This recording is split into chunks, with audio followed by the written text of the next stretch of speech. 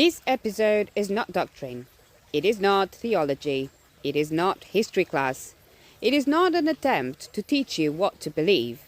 What you are about to hear is research, stitched together from ancient texts, forbidden stories, discarded scriptures, cultural fractures, and questions people stopped asking a long time ago. Some of these may echo things you've heard before. Some of it may grate against everything you were taught. And some of it was never meant to be spoken aloud. That's exactly why we are speaking it. Because what was buried always finds a way to rise. I'm not here to preach. I'm not here to argue. I'm not here to set the record straight, because the record was never straight to begin with. I'm simply here to pull on the threads and invite you to wonder where they lead.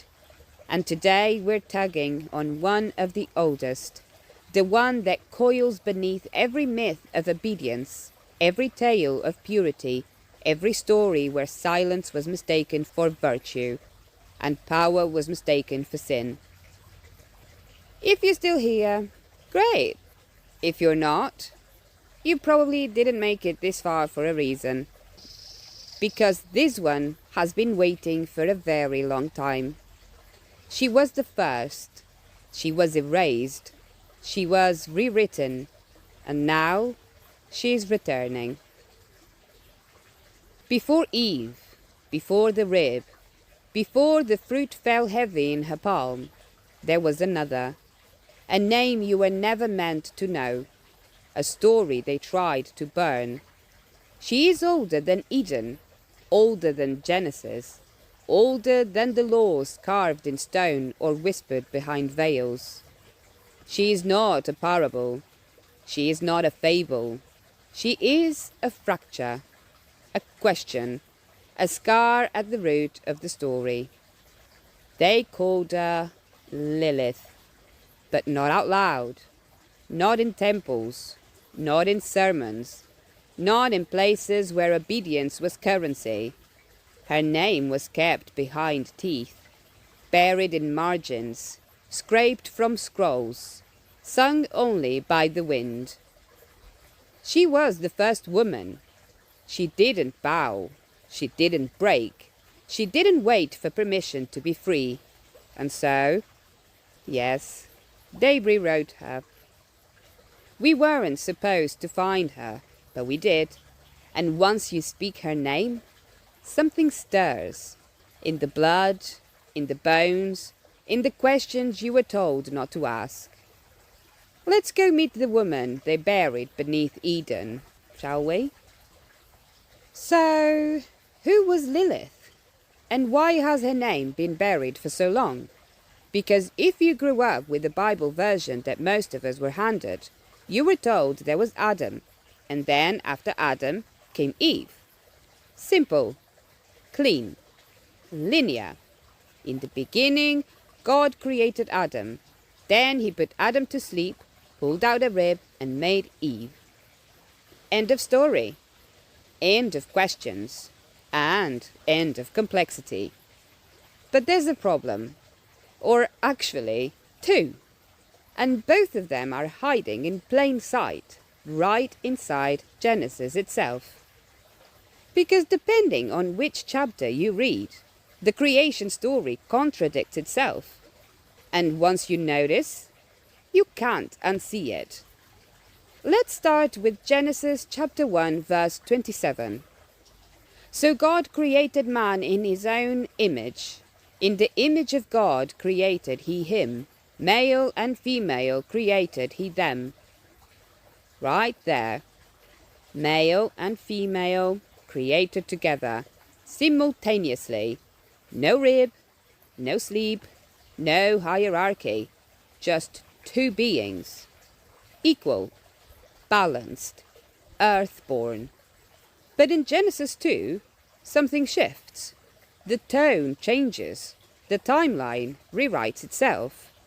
Before Eve is made, before God says anything about Adam needing help, something else happens first. Genesis chapter 2, verse 7. And the Lord God formed man of the dust of the ground, and breathed into his nostrils the breath of life, and man became a living soul. This time is not them, it's just him. Adam, formed alone, breathed into directly. No companion, no equal. This isn't partnership. This is prelude. And then comes the rest, the emptiness, the loneliness, the divine to-do list. Genesis chapter 2, verse 18. And the Lord God said, "It is not good that the man should be alone.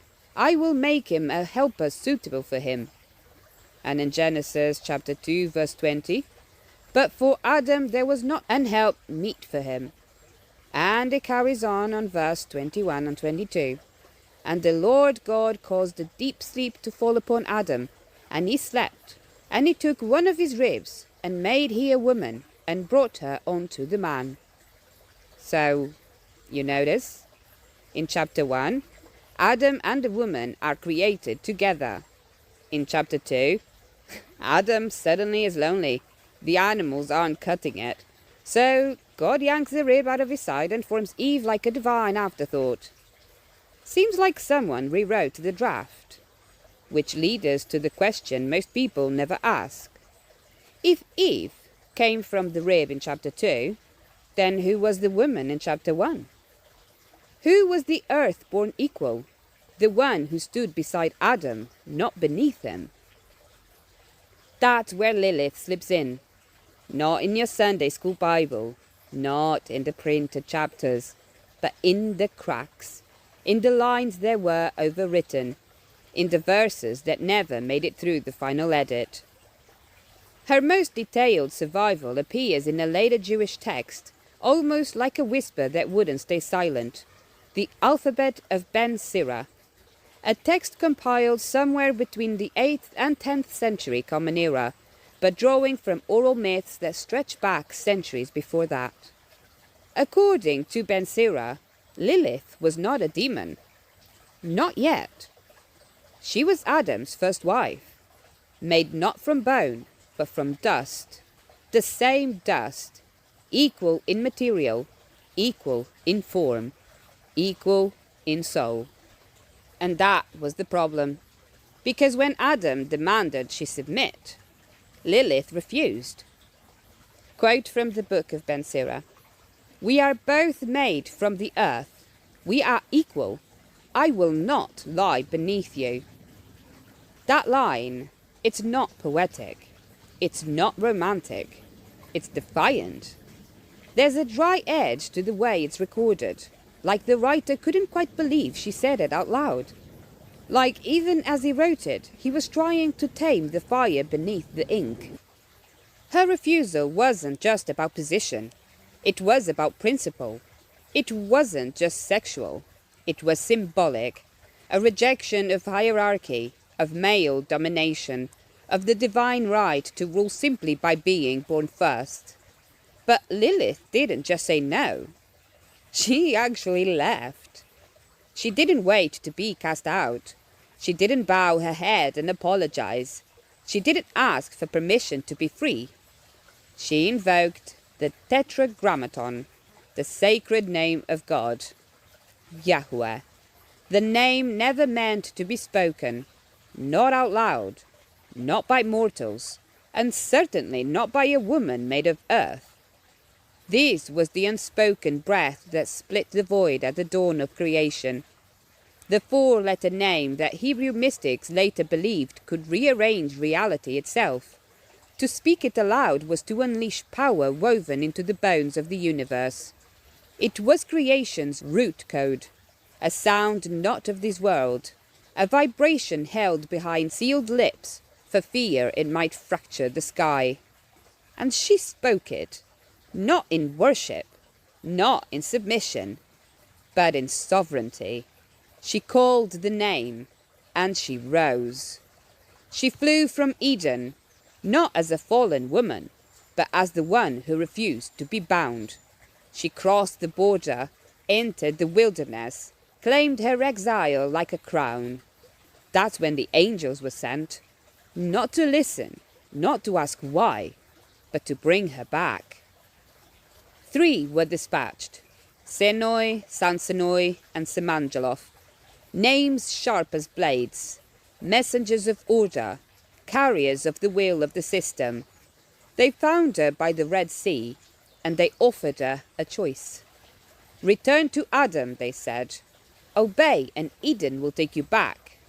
Resist, and we will destroy your children, 100 of them, every single day. They didn't offer comfort. They issued consequences. And what do you think Lilith do? Of course. She refused. Again. But this time she answered not with submission, but with terms. She told them, I will not return. And if I am forced to watch my children die, then I too will haunt the children of men. Where I am unwelcome, I will become unforgettable. She didn't curse. She matched their punishment. She became a mirror. And so began the great rebranding, the mythic cover-up, the burial of the first woman beneath the fear of every mother. They gave her claws, wings, a thirst for blood. They said she slept with demons. They said she strangled infants in the cradle. They said she whispered lust into men's ears at night and turned their seed into monsters. They turned her into a nursery horror story, a reason to fear the dark, a reason to bind your daughters. But the monster wasn't born. She was written, and she has many names. Lilith, Pandora, Eris, Inanna, Ishtar, Medusa. Just go on. The list actually just does go on. Different cultures, same pattern. The first woman, the wild woman, the one who questions, who leaves, who chooses herself, is always rewritten.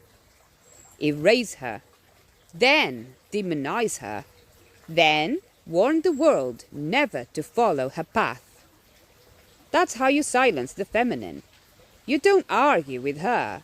You mythologize her downfall. You remove her from the origin story and turn her into a bedtime threat. This is how Lilith was buried beneath Eden, and why she was never supposed to be spoken aloud. You see, Lilith didn't start inside the Bible. By the time the scribes of Genesis were etching their edited creation story onto scrolls, Lilith was already far older than Eden, older than Adam, older than the garden gates. Her name, or at least her form, had already been whispered for centuries. Not in Hebrew, but in Sumerian, in Akkadian, in Babylonian. She didn't appear with scripture. She drifted in with storm winds and temple dust. We find her shadow in the clay tablets of the ancient Near East. Sumer, Babylon, Assyria. Long before Genesis, there was fear of something called Lilith. But the Lilith weren't a single being. They were a class, a category. Female wind spirits, restless, wandering, often winged, always liminal. They didn't dwell in temples or homes. They hovered at thresholds, between night and dawn, between life and death, between mother and child. In the oldest Babylonian incantations, the Lilith were blamed for miscarriages, sudden infant death, unexplainable fevers, night terrors, uncontrolled sexual desire, disruption of childbirth, wandering wombs, dreams that pulled men from their bodies. But they weren't alone. They were sometimes paired with Ardat Lili, a spirit of desire and death, or with Lamashtu, a demoness who drank the blood of newborns and chewed on bones. Together they formed a pantheon of what frightened the masculine mind, not because they were evil, but because they could not be controlled. She was dangerous, but she wasn't always evil, and she wasn't always separate, because buried beneath the fear, beneath the spells, the bows, the protective charms, you can still feel it, the outline of something older, something sacred, something divine. You see, Lilith may not have originally been a monster. She may have once been a goddess, or at the very least an echo of one. Some scholars trace her lineage to Inanna, the queen of heaven, or to Ishtar, goddess of love, war, sex and power, divine women who ruled both life and the underworld, both ecstasy and destruction, both fertility and fire. Because real power, especially feminine power, was always both worshipped and feared. There is one image that endures: a woman, naked, winged, proud, with owl's talons for feet, flanked by lions, standing atop mountains or layered platforms. Her name lost, but her shape carved into a plaque dated around 2000 before Common Era, now called the Burnie Relief, or the Queen of the Night. Some say she's Lilith, some say she's Inanna, but whoever she is power made visible. Eyes wide, body bare, unashamed. She does not ask to be seen, she demands it. And as time passed, as priesthoods rose, and empires hardened, and power shifted towards patriarchal rule, these figures didn't just disappear. They were inverted. The goddess of night became the demon of night. The womb that gave life became the mouth that drank blood. The sexual sovereign became the seductress. The wise became the wicked. The protectress of children became the killer of infants. Lilith's transformation wasn't organic. It was surgical. This was mythological colonization, a narrative conquest. They didn't just forget her, they rewrote her. This is the formula: strip her of her divinity, drench her in desire, blame her for death, and then fear her. To demonize the feminine is the oldest form of control. It didn't begin with Lilith, and it didn't end with her either, but she was one of the first to bear the full weight of inversion, and she would not be the last. By the time her name appears faintly in Jewish mysticism, she's no longer the sovereign first woman. She's the queen of demons, the consort of Samael, the dark mother of 1,000 monsters, the baby killer, the succubus, the seducer of holy men. They buried her so deeply in fear that even her name became a warning. But that's how mythology operates, not always by lying, but by twisting what was too dangerous to leave intact. What was once sacred becomes unspeakable, and the woman once carved into temple stone is reduced to a shadow. By the time Lilith resurfaces in later Jewish writings, her story is no longer that of a sovereign woman. It has been fully rewritten. Now she rules the night. In the Talmud, we find her name briefly whispered as a nocturnal threat. Babylonian Talmud, Shabbat 151b.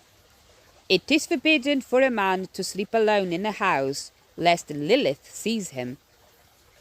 The woman who once claimed her own autonomy has now been cast as the seductress of lonely men, a spirit of lust, a predator of the night. And then, her role grows even darker inside Kabbalah and the Zohar.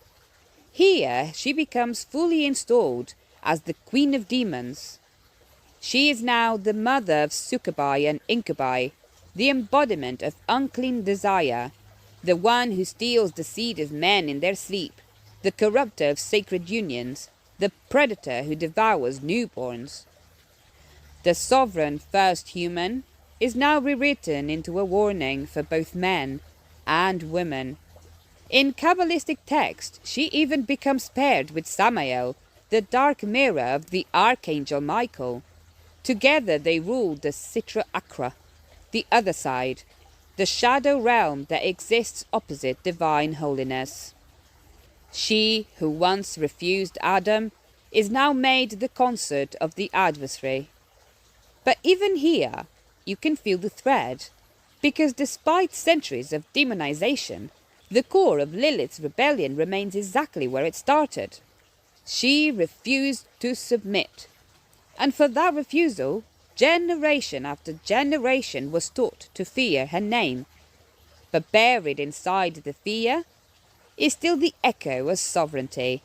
Because what power is most dangerous? A woman who chooses her own place. A woman who names her own worth. A woman who walks away without permission. That's the truth that lingers beneath every retelling of Lilith's descent. Lilith isn't just a figure buried in scrolls or stitched into footnotes. She's not simply an ancient myth. She's a fracture, a scar, a pulse beneath the surface, a name carved into the underside of obedience, still staring directly into the systems we live under today. Because while the world may have moved forward, the pattern hasn't changed. It's just gotten quieter, cleaner, more polite. The story of Lilith is the story of what happens when any voice says, "No, I will not submit. I will not be controlled. And I will not perform the version of myself that makes you comfortable." Throughout history, women who refused have been branded the same way. Witch, harlot, whore, demon, dangerous, unclean, unfit. Not just punished, rewritten. Not just exiled, erased. The words change. The language modernizes. The institutions dress in newer robes. But the mechanism? Still alive, still humming beneath every social contract. Disobedient women aren't debated, they're deleted. And that's the real reason Lilith remains terrifying. Not because of what she was, but because of what she refused to become. She refused to be rewritten. She refused to dim herself into acceptability. She refused to live in a garden where love meant submission. And most of all, she refused to stay. Lilith carries the shadow of every woman who said, "I won't obey your laws. I won't carry your shame. I won't be touched without yes. I won't disappear just to keep you whole." And those echoes live in the body, in every throat that tightens when speaking up, in every back that stiffens under the weight of being too much, in every memory we weren't allowed to name, in every desire we were told to silence, in every moment of joy we were taught to justify. Lilith is not just a story, she's an inheritance. And that's why her name still rises in whispers, in feminist circles, in healing spaces, in the poems women write and don't share. Buried again by theology, feared again by systems that run on silence, but still there. Because Lilith isn't simply a demon. She isn't simply an exile. She's a symbol of refusal, of autonomy, of walking away from what hurts, even if it's called sacred. She chose the wilderness, not because it was easier, but because it was hers. She chose the unknown over obedience, the edge over the center, the dark over the performance of light. And that is still the most dangerous thing a woman can do. To choose herself, to speak the unspoken, to name what was buried and to call it back to life.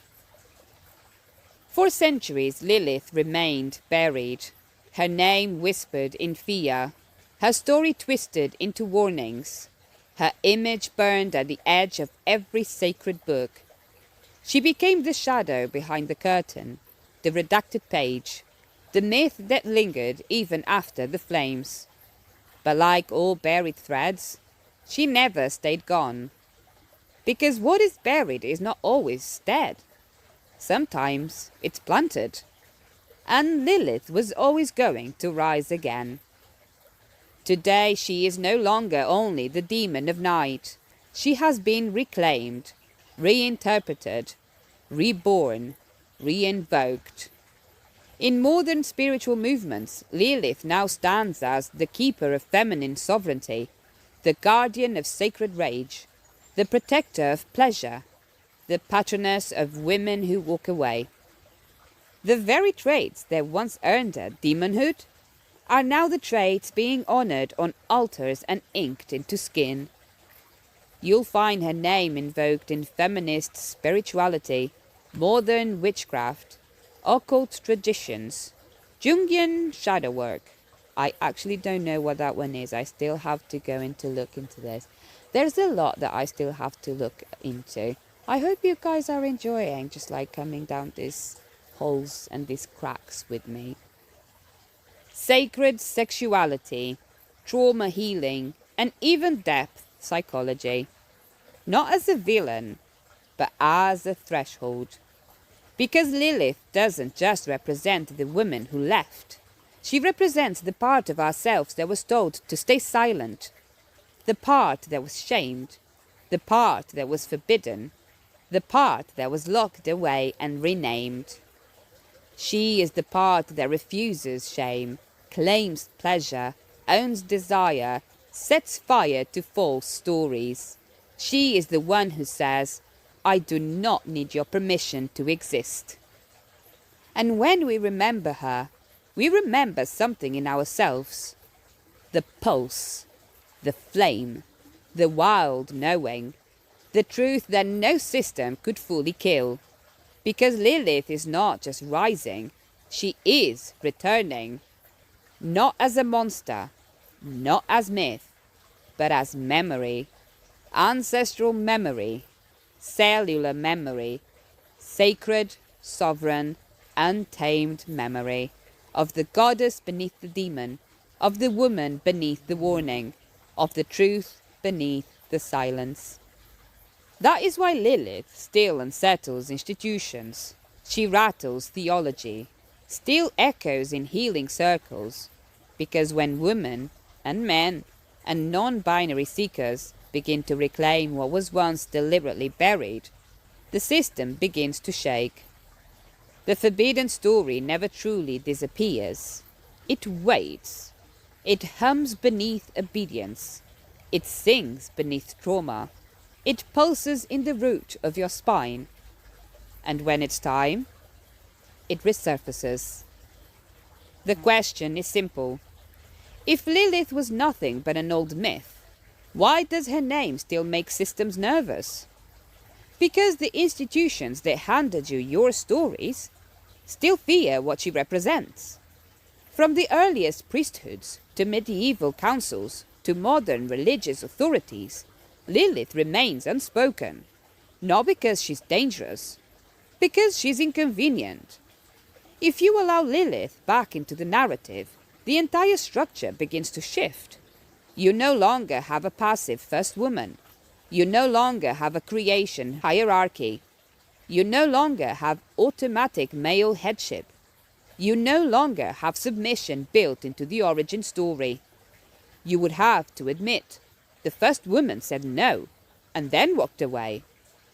You would have to admit the first rebellion wasn't Eve eating the fruit. It was Lilith leaving the garden.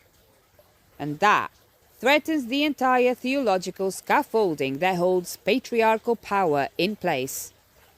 Because if women were equal at the beginning, they might still be equal now.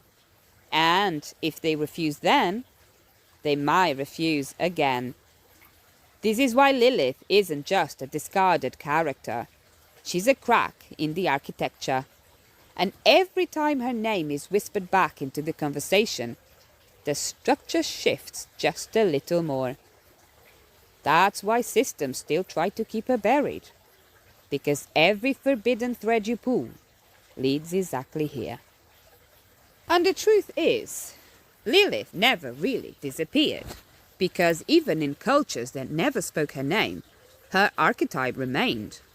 Every tradition, every mythology, every religion has its own version of the silenced, exiled feminine. The one who won't submit. The one who refuses her assigned place. The one who chooses wildness over control.